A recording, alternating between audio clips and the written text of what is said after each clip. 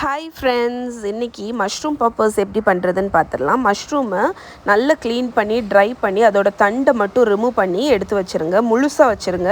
ஃபில்லிங்க்கு cream cheese, மாசரல்லா cheese, அப்புறம் அந்த தண்டை பொடிசாக கட் பண்ணி அதையும் ஆட் பண்ணிவிட்டு சால்ட்டு, பெப்பர், அதுக்கப்புறம் ட்ரைடு பார்ஸ்லே, நீங்கள் கொத்தமல்லி கீரை இருந்தால் அது போட்டுக்கலாம். பொடிசாக கட் பண்ண பூண்டு அப்புறம் போட்டு நல்லா மிக்ஸ் பண்ணிடுங்க.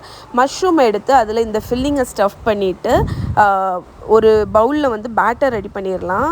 கோதுமை மாவு இல்லைன்னா மைதா மாவு எடுத்துகிட்டு கார்ன்ஃப்ளவர், தண்ணி, சால்ட்டு, பெப்பர் அதை திக்கான ஒரு பேட்டர் ரெடி பண்ணிடுங்க. இன்னொரு பவுலில் ப்ளெயின் மாவு வச்சுக்கோங்க. இன்னொரு இதில் பிரெட் க்ரம்ஸ் வச்சுக்கோங்க. இதுதான் உங்களோட ஸ்டேஷன். இப்போ நம்ம அசம்பிள் பண்ணிடலாம். ஃபஸ்ட்டு அந்த மஷ்ரூமை எடுத்து ப்ளெயின் ஃப்ளாரில் நல்லா கோட் பண்ணிக்கோங்க. அதுக்கப்புறமா அதை எடுத்து பேட்டரில் நல்லா டிப் பண்ணி எடுத்துருங்க. அதை எடுத்து பிரெட் க்ரம்ஸில் போட்டு நல்லா கோட் பண்ணிடுங்க.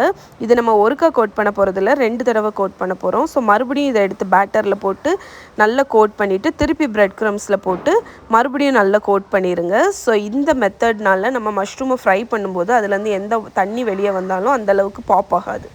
ஸோ இப்போ நம்ம இதெல்லாமே ரெடி பண்ணதுக்கப்புறம் ஃப்ரிட்ஜில் நீங்கள் ஒரு 1/2 hour வச்சுக்கலாம். அதுக்கப்புறம் எண்ணெயில் போட்டு கிறிஸ்பியாக ஃப்ரை பண்ணி எடுத்திங்கன்னா மஷ்ரூம் பாப்பர்ஸ் ரெடி. ஸோ இதோட ஃபுல் ரிட்டன் ரெசிபி என்னோடய ப்ளாகில் பப்ளிஷ் பண்ணியிருக்கேன். லிங்க் டிஸ்கிரிப்ஷனில் இருக்குது, செக் பண்ணிக்கோங்க.